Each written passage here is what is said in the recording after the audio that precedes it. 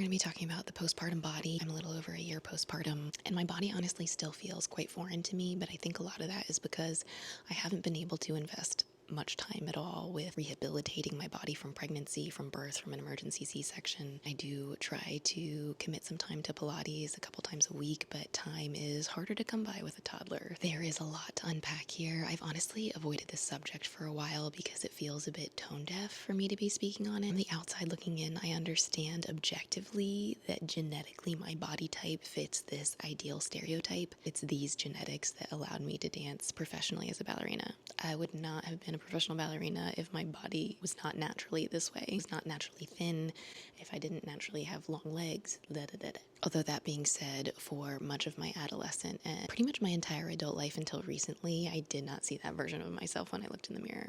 I blame a part of that in growing up in like the Thinspiration era where beauty standards were unbelievable. And I was also labeled like a big girl in the ballet industry. Through my pre-professional and professional career, I got countless weight talks and punishments for not being thin enough. And so these experiences left me with a bit of body dysmorphia. I participated in a lot of restrictive dieting where I would restrict for long periods of time and then I would not care, and I fluctuated a lot because I was very unhealthy.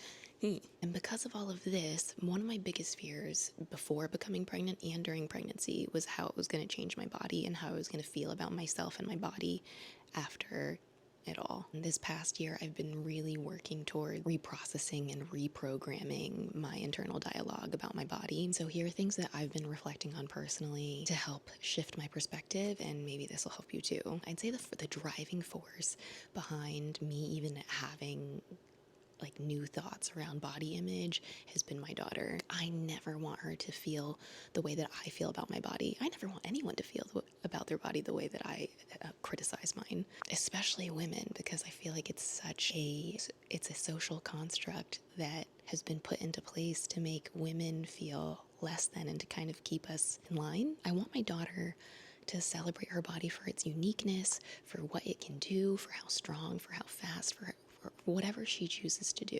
I want her to celebrate the vessel that gets her there, because I feel like if anything, pregnancy and birth, and if you choose to breastfeed, it's like incredible what our bodies can do. And just thinking about how we criticize it in the most stunning era of giving life makes me like so sad for us. I would say I was keenly aware at a young age all the things that I needed to change about myself, like my big buck teeth, my freckles.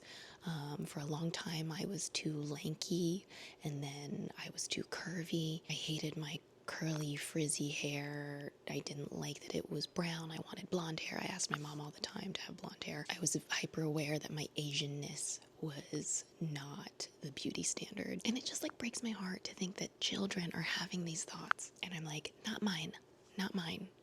I've got some work to do on me, because mine's not, she'll be aware of it, but that's not what she's going to hear at home. It's just this like great realization that as women, we have been conditioned to be self-loathing.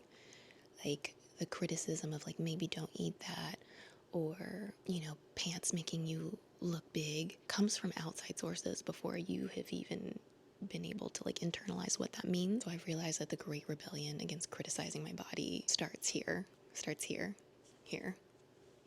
because I have to embody what I want for her. So that's the motivation. And then the second part is where I'm doing the work. That starts with just questioning everything. When I started digging into my why I feel the way I do about beauty standards, it became impossible to ignore how much I've been programmed and like kind of maintained by capitalism and the patriarchy. So like for me, that looks like, what does beauty look like as a market? Like how much money have I spent in pursuit of becoming this ideal, only getting a tiny step closer to an ideal that's constantly shifting, that's encouraging me to buy more, to be less, to buy more. How much of that spending has been motivated by my own insecurities versus things that I like? Like, do I like this because it makes me feel good, or do I like this because I need to attain something that will give me more social currency, you know? And then I also think about like postpartum as a market and all the postpartum products. Yeah, all these solutions for a problem that isn't a problem. We are being preyed upon all of our deepest insecurities in our most vulnerable moments. I feel like this is the time where we should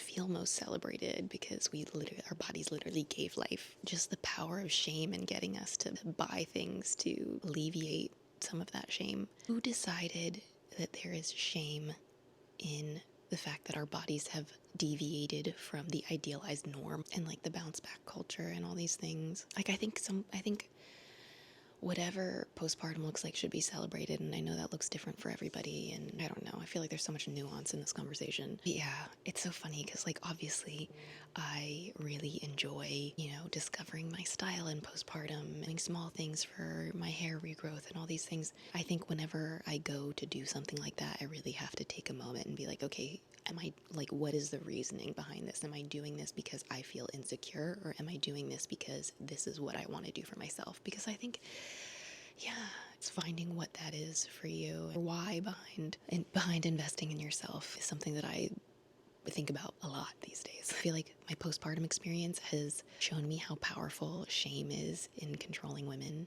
and silencing and managing women's experiences. Monroe is just like my guiding light in helping me be decisive about what I'm gonna do with those feelings. I've also thought about this a lot in like my trying to conceive journey and like my recent miscarriage, about just like the general silence around all of those issues. Obviously it's like very personal if you feel comfortable sharing, but that also feels like another element, like just the societal silence around people going through this. Because I've received some messages from people who said that they're going through the same thing and they just feel so lonely. The way we like to control the way that women feel about themselves and their experiences. Anyways, the work that I'm trying to do on myself as a mother, I'm working to like let go of some of these harmful narratives. Accepting my postpartum body is the first step in that. And it's not always easy. It requires like daily effort. And I find myself falling into old patterns where like when I look at myself in the mirror, I'm like trying to criticize myself first. And I don't want to do that anymore. So this work is about constantly choosing compassion over criticism and curiosity over judgment, and most importantly, admiration over shame. And like, I hope I look back on this commitment to myself in like a handful of years, and I hope that I can see how far I've come with my inner dialogue. And hopefully by the time Monroe's at an age where her body is changing, I'm embodying it fully and I can be a mentor to her and just like the best example. And so just to anybody who is navigating this journey, just know that you are not alone, and like we can work towards rewriting those thoughts together. And the final piece, I think the most important thing is how we can show up in our bodies as a tool, and for them to be functioning on a healthy level, whatever that looks like and feels like for you, so that we can just be here for our kids for a long time with energy and our health. So I think that's the greatest priority. So that is the chat for this week. Okay, bye.